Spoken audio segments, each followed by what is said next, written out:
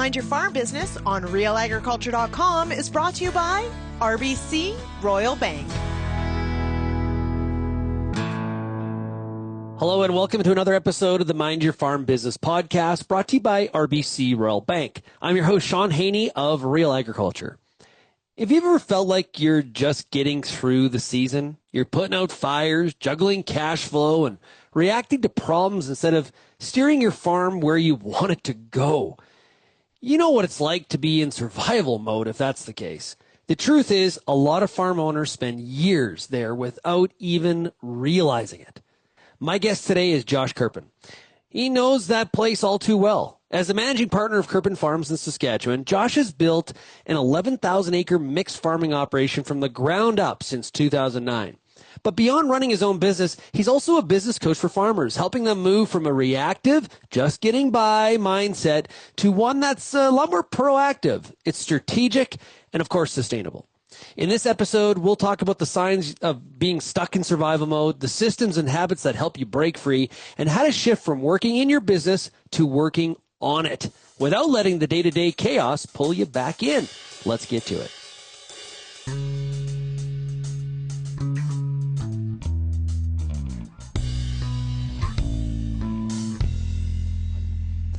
Josh, welcome to the Mind Your Farm Business podcast. Thanks for having me, Shaun. It's a pleasure to be here. Yeah, great stuff. You know, I mentioned some of your background in the intro, but tell us a little bit about your farming operation and what you do now with your consulting business. Yeah, so we're based in central Saskatchewan here, Kenniston, Saskatchewan. I started farming. I actually went to business school, University of Saskatchewan, got my business degree there, and did a few things after that and got into farming. It was something, I guess, I'd grown up on the farm, but my dad had gotten out of it in the early 90s and got into politics. So the farm that I'm on is, I think I'm the fourth generation here, but we're kind of a fresh start, my wife and I. So we didn't take over the farm from mom and dad. After school, I was actually working for a buddy at harvest time and just crunching some numbers on a nice crop that he was commenting on. And I recognized that there is some margin there. And I knew that there were some other costs, so I didn't know exactly what there was. But I was young and crazy and thought, hey, we're actually combining one of my dad's quarters. So I was like, I got to see if I can make a run at this. I always loved this. I love farming, love cattle, and always kind of wanted to be involved in that. I just wasn't sure what my avenue was going to be to get into it. And just had the opportunity to start. I don't know that I could have done it now with the barriers to entry. I probably got in just in the nick of time. We really legitimately started from scratch.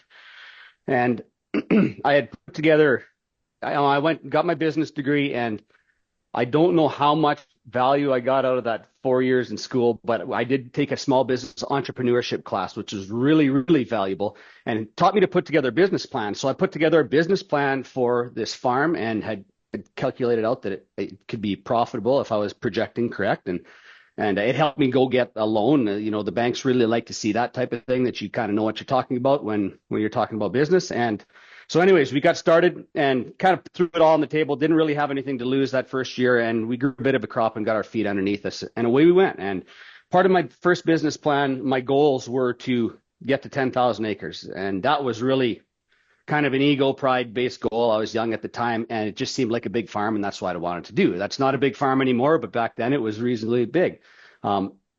I had no real plan of how I was going to get there, but that just shows you the power of actually writing things down, what you want. And exactly. The universe kind of conspires to make those things happen. So I had that goal out in front of me and basically got there a lot faster than I would have thought, just strictly on the grain side of things. And that's where we get into that survival mode. So when we have these perceived successes, right, we achieve our goals and we think that's all great. But if you haven't built a foundation underneath what you've built, then you've kind of built a great big mansion or a nice house on a foundation of sticks. And it started crumbling around for me. So I was really in survival mode, had to develop a team of people. And that was probably the biggest puzzle piece that I was personally missing, was how to lead and manage people well. Started adding people that are supposed to take work and pressure off of me and probably put more stress and pressure on me. And it wasn't the people, it was the fact that I was missing the skills to sort of manage them. So yeah, Josh, so how do you, okay, so I I understand this idea of trying to escape survival mode as an entrepreneur, but how do I identify that, yeah, okay, I'm actually in survival mode. I need to be getting out of this. What are the symptoms? You have to do a really serious time audit and be really honest with yourself about, because to me, that is the only commodity that really matters, right? We talk about, I think that a lot of us measure success in money and profit, and there's something to be said for that. But to me, the only value in money is that I can actually buy my time back with it. Time is all that matters for me. I've got a family, and we've all got a limited amount of time. We don't know how much, which makes it sort of an extra special commodity, and we just can't buy it back. We've only got 24 hours in a day. So I suppose you can buy it back if you can get yourself into a situation where you don't have to trade your time for money anymore. But I guess to answer your question, that would be it, is do a really serious time audit. Are you able to do the things that you want to do when you want to do them? Or do you just convince yourself that you can, right? Is it completely seasonal? Are you missing out on things that are the most important things in your life? And if the answer to that is yes, then you probably are in survival mode. And I think a lot of people are maybe not completely honest with themselves, or maybe just haven't determined exactly what the most important things in their life are. But that would be how that's how I recognized it, was that I just wasn't able to do exactly what I wanted to do when I wanted to do it. It became a lot deeper than that. Like, I mean, I got a lot of anxiety and stress, and really had, kind of hit a rock bottom spot where I didn't know what anxiety was at that time. I just thought that what I was feeling, the stress, was what comes with running a successful business. You're busy and you're overwhelmed, and you've got too much to handle, and it's almost a badge of honor. But it became too much to handle. And that rock bottom process for me made it really obvious that I was in survival mode. But I think that there are signs before that. Yeah, okay, I think that all makes sense. Now, some of the audience may be saying to themselves, okay, that sounds great, Josh. I wish I could get out of survival mode. But based on the finances or the current situation, farming, especially on the cropping side, it's not exactly lofty positive margins right now. I'm kind of forced to be in this survival mode. I got to get through this. Is that reality, or is that kind of trying to justify the way you've structured things? Yeah, I think that financial survival mode is a little bit different than maybe the time and the business management survival mode that I'm talking about. Right. Yep. Yeah. So, I mean, financial survival mode, I'm pretty familiar with that too, and really still in that. We've been in our part of central Saskatchewan. We got a little rain last year, not enough to finish a crop, but basically we're in year 9 of a pretty serious drought. We haven't grown a proper crop in that long, and it's a pretty small little pocket here, but we are still in financial survival mode, and that makes it difficult. And of course, there are different ways to deal with that as well. But setting up your business to run as a business, having the right people and the right team around you is important for even surviving those difficult times, because you have to control what you can control, right? And we can't control the markets, we can't control the weather, but we can control some of the risk and how much it affects us. Yeah, so if we're trying to build a team around us, how do we make sure we get the right person in the right seat, so to speak, as Jim Collins famously wrote about? How do we increase the probability of that happening? Yeah, so for me, the system that we've built is called the POP system, and it is really it's built around aligning purpose, people, and processes. So the number one step is understanding your purpose as a business, any business, and ag businesses, farms are not exempt from the principles that govern business. So you need to understand why you exist and who your customer is and why it's important that you exist. If you went away, would it matter? And a lot of farms, they go away and it doesn't really matter because somebody else just scoops up that land and nobody really notices. So if you can find a niche in there, that can make you really special, especially when you're talking about surviving financial difficulties. But then you need to understand your vision and where you're going. Those two things are really important when you go to build a team, because you want people that are on board with you, that want to go to the same place as you, that fit your culture, that fit your core values. So then you need to determine what your business needs. And that's really important to me, is meeting the needs of the business not the needs of the people that are currently in the business. And that's where it becomes a little bit tricky when you get especially larger family farms where you've got people that are sort of inherently embedded in the business and you have to create roles for them. That can be a little bit dangerous because the business does not know your DNA and it does not care about your DNA. And you have to kind of come to grips with that. The business needs its needs met before it can meet the needs of the owners as the family. So, creating your org chart and mapping out all of the roles and the duties and the responsibilities and everything that gets done in any business, and a farm or ranch is no different. That will tell you all of the roles that need to be filled, and then you can start finding the right fit people to plug into those roles. Yeah, you talked about the growth trajectory that your goals were to get to 10,000 acres. There's when you see growth like that, what tends to happen is you go from like say just you to maybe there's 3 people, maybe there's 5, maybe there's 10. Some farms will be plus 25 people working on their team. There's different scalable challenges there from a management system setup, right? What allow how you function at 3 employees is not how you can function at 15. It will implode on itself, right? Absolutely, yeah. I mean, even at 3 or 4 people, you can have the wrong people is really difficult, but you can have the right people and the wrong systems in place for communicating, delegating, and all of those things. And it's going to take you more time to manage 3 people than it would just to do all the work yourself, right? Which is where a lot of people just say, I'm not going to bother with hiring out anybody. I'm not going to learn those skills. I'm not going to bother hiring out. I'm just going to work twice as hard for the short season and get through it. And that's pretty difficult. That's pretty draining. And I'm not sure that the next generation is probably going to be really interested in that. So if you can gain the skills to manage people well, to build, manage, and lead a good team, it really can unlock what your business can do, but it really can unlock a lot of freedom in your life. And that's the key. That's where it really gets special for me. We'll get back to the Mind Your Farm Business podcast shortly, but first a word from our sponsor, RBC Royal Bank. This episode of the Mind Your Farm Business podcast is brought to you by RBC. Your idea of tomorrow's success happens here. When it comes to growing your operation, making strategic investments, or securing the future of your farm, RBC and their team of experts are ready to help you chart the course. They'll work with you to develop a personalized plan that sets your goals in motion. Ready to take the next step? Visit rbc.com/agriculture and get started today. Josh, I was looking at some of your material and you talk about building a business that supports freedom. Now, for a farmer, what does freedom actually look like in measurable terms, and how do you track the progress towards that? I suppose it means, to me personally, being able to do the most important things in my life, regardless of the season, regardless of the day or the time of day or anything like that. So where this really grew out of was my family we love baseball. So baseball is a huge part of what we do. My kids, my wife, everybody is on the same boat. We all love baseball. So my boys started getting close to that age where they're going to play baseball. I really wanted to coach them. It was really important. We decided it was a very important family goal of ours.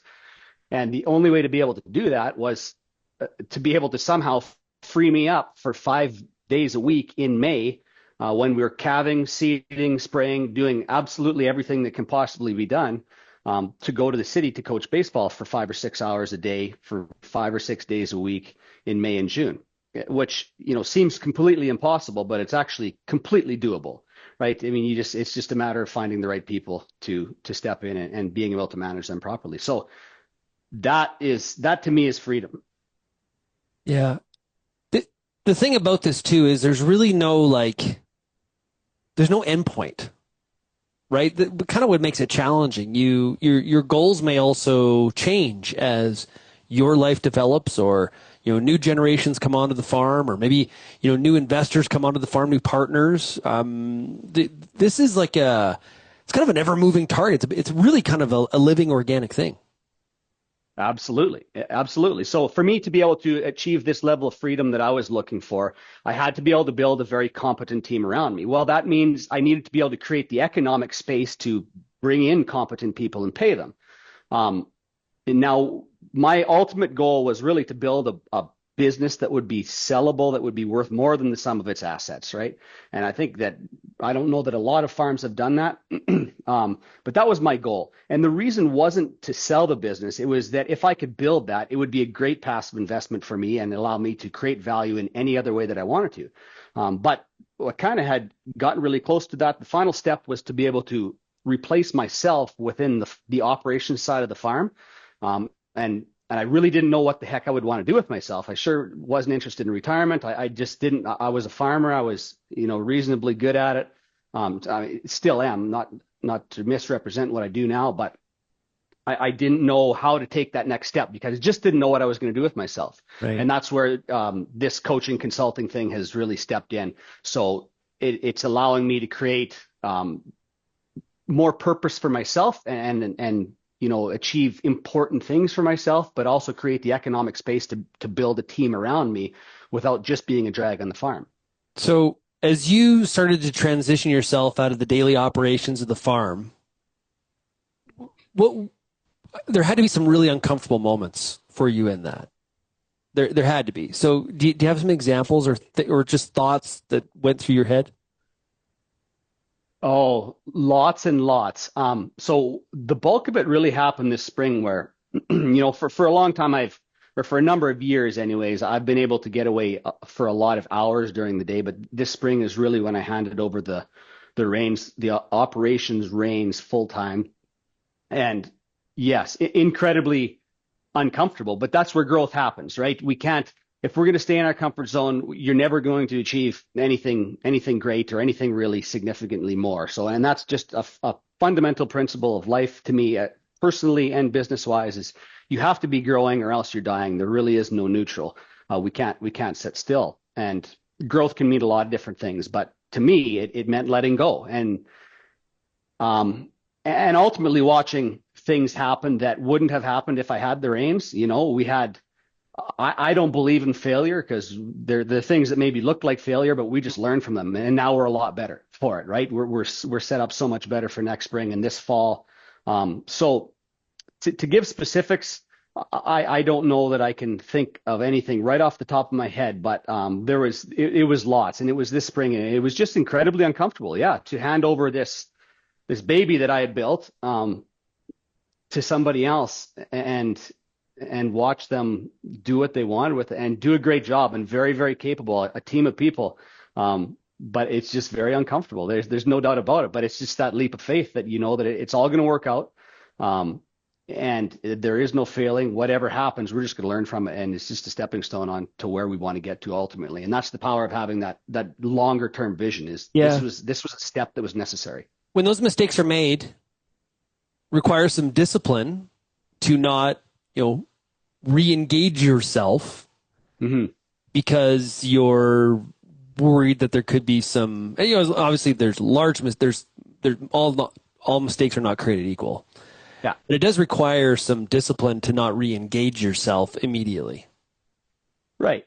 Absolutely. But that's just, that there's going to be tuition to pay during this process. Whenever you're training any new team member, there's going to be some mistakes made, and I think that like we plan for that.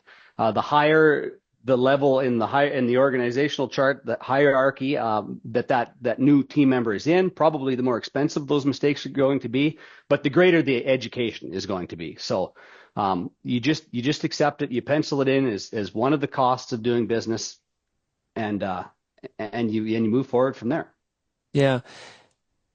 If a entrepreneur is successful in getting themselves out of this survival mode that you described, you also have to be conscious of the fact that without the discipline, you can sort of just bring yourself back into it. Like, just because you left it doesn't mean it can't come back. Talk about that and just how that's important to stay disciplined. So I guess when I think about removing myself, and this was a hurdle that I had to get over, is that just because I removed myself from operations of the farm doesn't mean that I could never come back and run a combine or do something. So now basically I'm working at the top level of the org chart, the CEO level and the operator level, and the middle stuff is left to other people. And it's great, but it just means that you get to choose what you do. And you need to do something, always be creating value in life. So if you're at that age that you want to retire, well, I think you can't retire from things. You have to retire to something else, or you're probably in for a tough haul. But if you want to retire from your farm, you can completely remove yourself, or you can just, if you've set up the structure and the team around you, you can just really pick and choose the things that you love to do.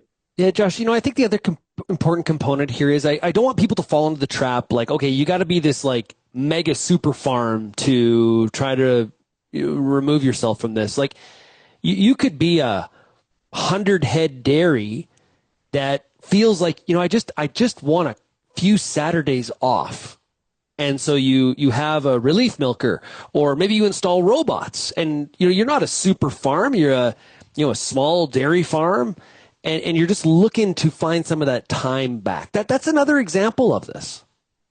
Absolutely. And we live in a time now where the interconnectivity that we have has created opportunities for like fractional CEOs, CFOs, CMOs, virtual assistants. So if bookkeepers, all of these things that might be taking up 2 days a month for you, and maybe that's all you need to create your idea of the perfect freedom. I mean, not everybody wants to not be the operator on their farm. They love that part of it. But like you said, maybe they just want off a couple of Saturdays a month.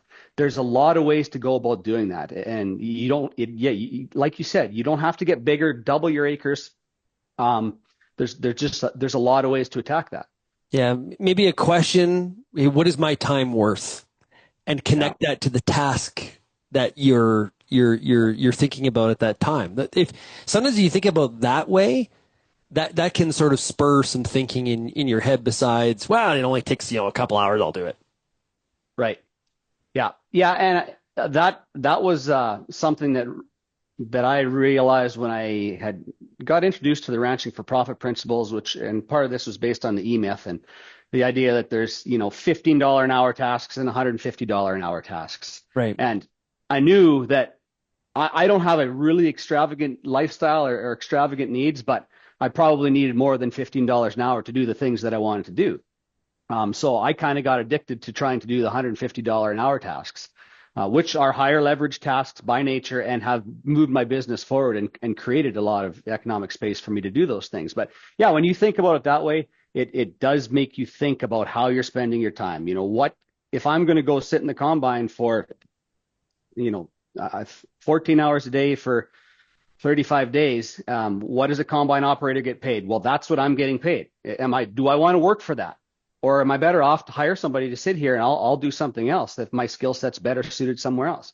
But if I'm willing to work for that, then great. That's totally your decision. But you just need to understand what you want most in life and where you want to go. Great stuff. Okay, so if somebody finds themselves in survival mode, let's bring this all together.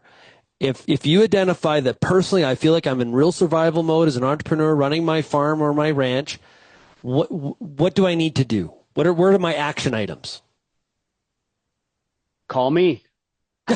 Well, there is some truth to that, and because I learned a lot of really hard lessons, and I think that successful people learn from their mistakes, and really successful people learn from other people's mistakes. And that is something that I've learned by getting engaged with other coaches. I have my own coaches, a fitness nutrition coach, and I have my own business coach.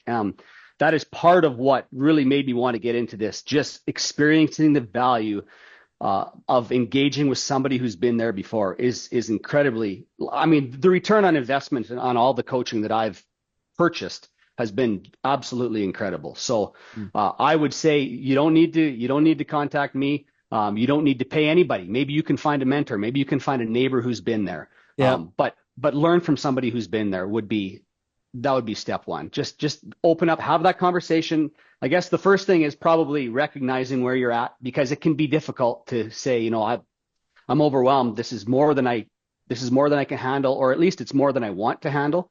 But once you come to that realization, there is a path forward, and find somebody who's been there and done it. Yeah, it's a road you do not need to walk alone. Josh, 100%. Thanks so much for joining us here today. Really appreciate it. Awesome. Thank you. That's it for today's episode of the Mind Your Farm Business podcast. A big shout out to Josh Kerpan for being our guest here today, sharing his experience and insights.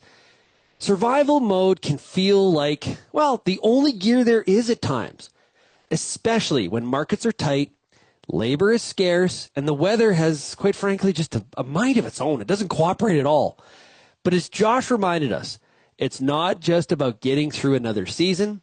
It's about building the habits, systems, and mindset that free up the mental space for you as the entrepreneur to lead your business instead of being run by it. If you want to learn more about Josh's operation or his work as a business coach, make sure you visit kerpanfarms.com. You can find past episodes of the Mind Your Farm Business podcast at mindyourfarmbusiness.com. Make sure you subscribe to our email newsletter that goes out every 2 weeks. You can do that at realagriculture.com/subscribe. Thanks to our sponsor, RBC Royal Bank.